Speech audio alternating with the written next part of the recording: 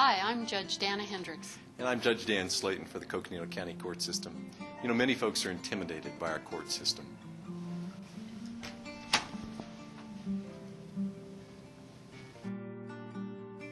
It's a place with all sorts of rules and procedures that are spoken in a language foreign to most people. Yet some people today are making the decision to not use legal counsel and to represent themselves in court. While we personally don't believe that is the wisest way to handle complicated legal issues, there are some straightforward cases that a person might be able to handle on their own. The problem is, there has never been a resource to help people who are going through the legal process without counsel. This video is based on the belief that the language of the law should be spoken in the language of the people. It's our hope that this video will help you better understand the legal process and its language, and to help you be better prepared to represent yourself during your day in court.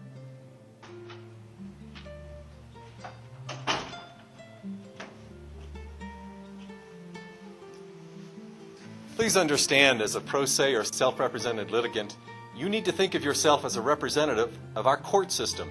This means treating the legal process and all those involved in it with dignity, respect, and courtesy. We hope you will give the spirit of compromise and settlement due consideration before trying your case in court. You may want to consider exploring options of alternative dispute resolution or mediation, and we hope that you will also keep an open mind about hiring a lawyer if your case becomes too complicated or too difficult for you to handle. If you find you must proceed to court, civil cases may be heard in either justice or superior court. Claims for $10,000 or less are generally heard in justice court. Claims in excess of $10,000 must be heard only in superior court. In addition, keep in mind that justice court can only award monetary damages. It does not have the authority to give equitable relief. For example, it cannot order the return of property, or order someone to do something, or order someone to do a particular act, such as finish painting your house or repair your car.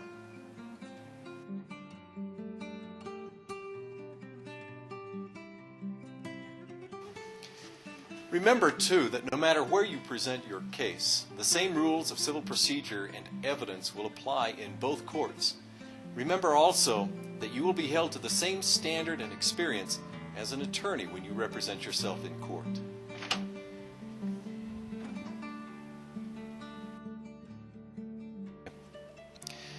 Okay, with that said, let's look at a straightforward case. The one we'll be following in this video is a contract dispute between the owner of a car and a car repair shop. Let's see what this disagreement is all about. I brought my car to Fred Charles' repair shop to have my water pump replaced. 2 days later, the timing belt popped off and my engine was destroyed. It cost me over $5,000 to have it replaced and to rent a car during the time it was being fixed. I believe it was Mr. Charles' faulty workmanship that caused the problem, and I want him to pay for my repair bill and the rented car. I feel bad for Miss Adams, but it had nothing to do with the repair of her car. I worked on her cooling system, not her engine. I'm sorry she had this problem, but she's going to have to pay her bill like everybody else. A pro se litigant can either be a plaintiff or a defendant. In this case, we'll make Miss Adams represent herself pro se and let Mr. Charles be represented by an attorney. Now, the legal process always starts with a filing of a complaint by the plaintiff, in this case, Miss Adams. She has alleged or claimed in her complaint that Mr. Charles' faulty installation of a tensioner caused her engine damage. Remember that the defendant must be served a copy of the complaint, and with only a few exceptions, they must be served in person. Most plaintiffs will serve the complaint through a process server, such as a constable or sheriff, private investigator, or through a company that specializes in serving people with complaints. Understand that a defendant may file their own complaint against the plaintiff. That's called a counterclaim. The plaintiff must answer that counterclaim within 20 days as well. If one or the other party fails to answer within that time, a default judgment may be granted against the party who failed to answer either the claim or the counterclaim. Simply put, the other party wins without setting one foot in trial. Excuse me, I need to file my answer with the court. Okay, let me just take a look at it.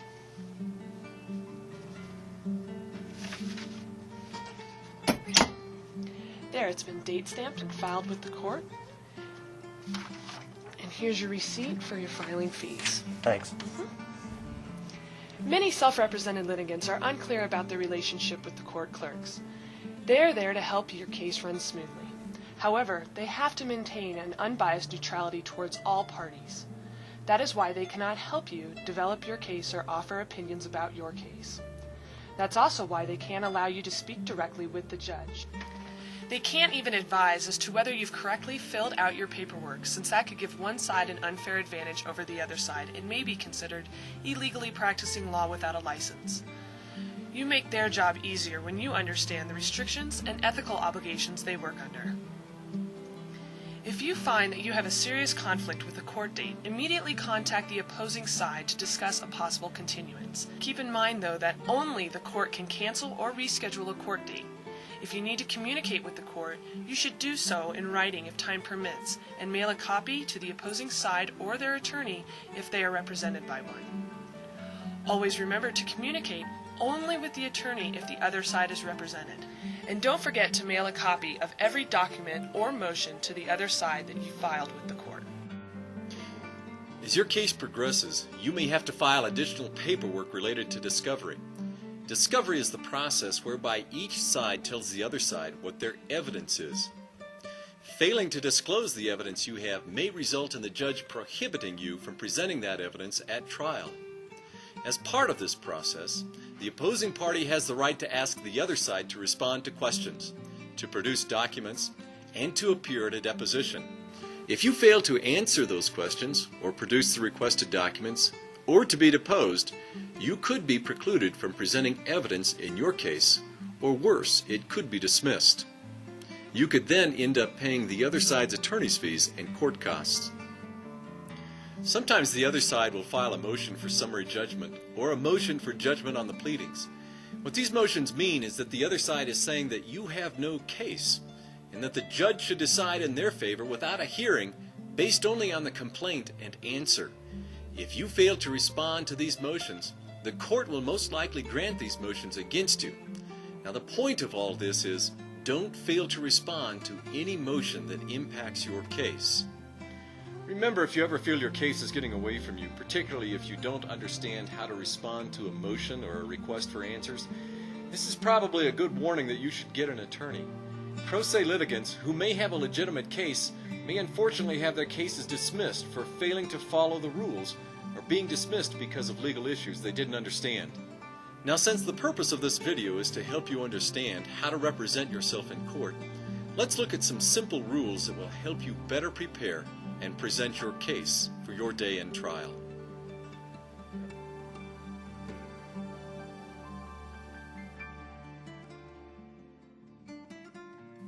So the next morning I called Phil Davis and he told me that he knew why my car had broken down. Objection, Your Honor. That's hearsay. It is not. I have this letter right here stating that Mr. Charles damaged my car.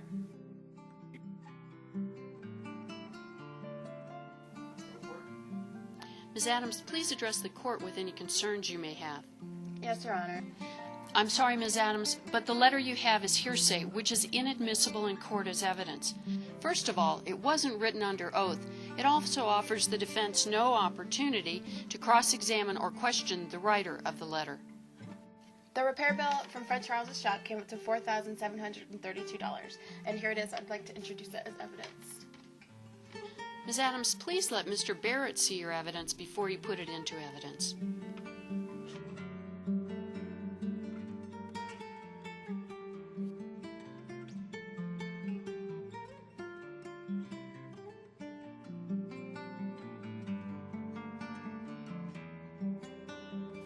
And the bill for the renter car came up to just over $300, and Ms. Adams. I know it's in here somewhere. Ms. Adams. Ms. Adams. Judge, I had it here yesterday.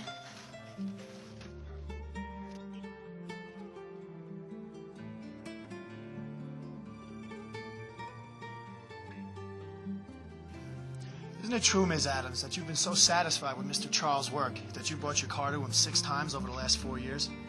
So what? Did I have a reason to doubt Mr. Charles' work before I blew up my engine?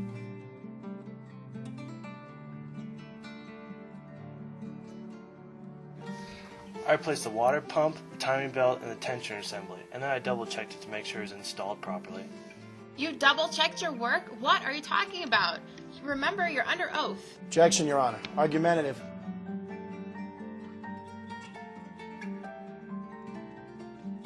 Tensioner is really about as simple a component as you can find. As long as you remember to reset the spring, there's nothing really that can go wrong with it. But is it really that simple, Mr. Charles? I read right here in the Toyota repair manual that if the spring isn't properly pressed in, or if it is put in at the wrong angle, the friction on the assembly tensioner can cause the spring to pop out. Now that could happen the first time you crank up the engine, or it could happen a few days later. Ms. Adams, you've already been given the opportunity to present your evidence. Do you have any more questions of this witness?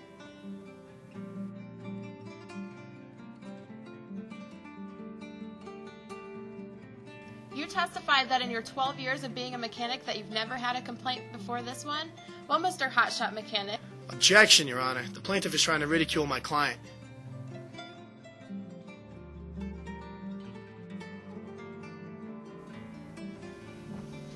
Well, in some ways it was humorous to see how many times Miss Adams could make mistakes. But the problems she encountered are very real, and you will do well to remember the rules about how to effectively present your case. So let's back up and give her another opportunity, only this time we'll see how she does when she applies the rules effectively. Ms. Adams, I see you're representing yourself. And Mr. Barrett, you're representing Mr. Charles. Is that correct? Yes, Your Honor.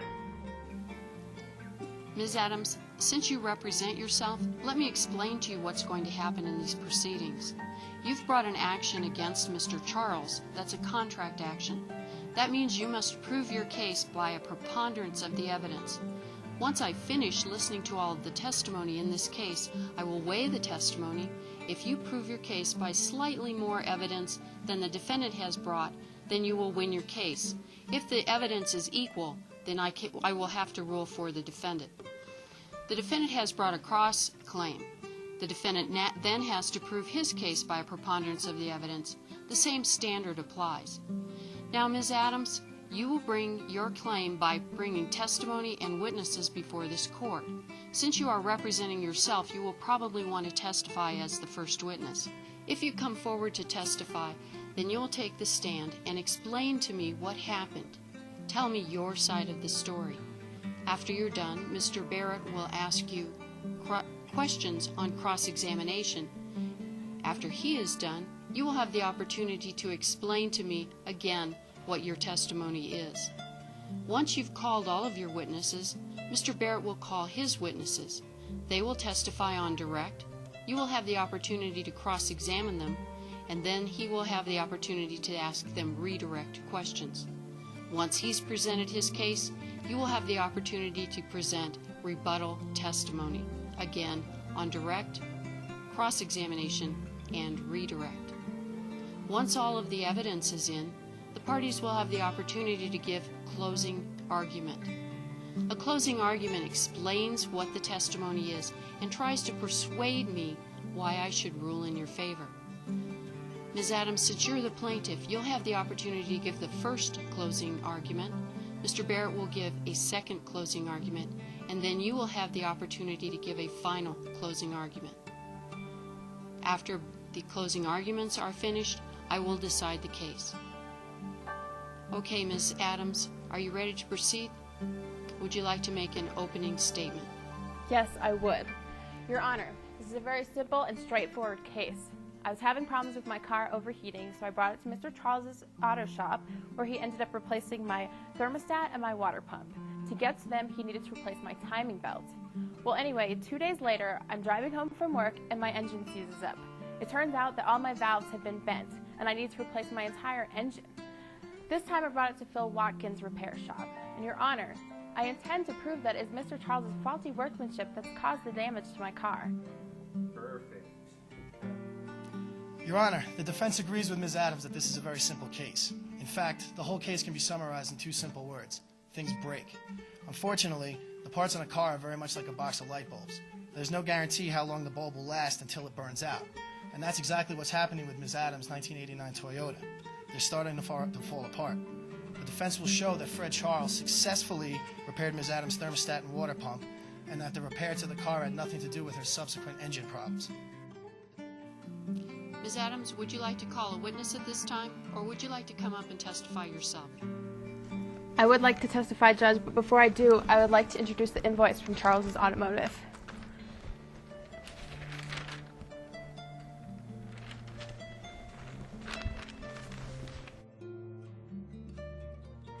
Please come up and be sworn in. I came home from work on March 23rd, and when I got out of my car, I heard a small hissing sound. Well, I popped the hood and I found that I was leaking coolant. So the next morning, I took my car to Charles's Automotive, and he ended up replacing my water pump, thermostat, and timing belt. I paid him with a check for $470, and at the time, my car was running fine. Well, 2 days later, I'm heading north on 75, and I hear a little ping, and my whole motor shuts down. So I pull across 2 lanes of traffic, and I coast to a stop in the breakdown lane. At this point, I thought I had a new problem with my car, so I ended up calling Phil Watkins' repair shop and had my car towed there. The next morning, I talked to Mr. Davis, and based on what he told me, I immediately stopped payment on my check to Mr. Charles. 2 weeks later, I went to pick up my car and pay the invoice, and it ended up being $3,400. I have the invoice right here from that.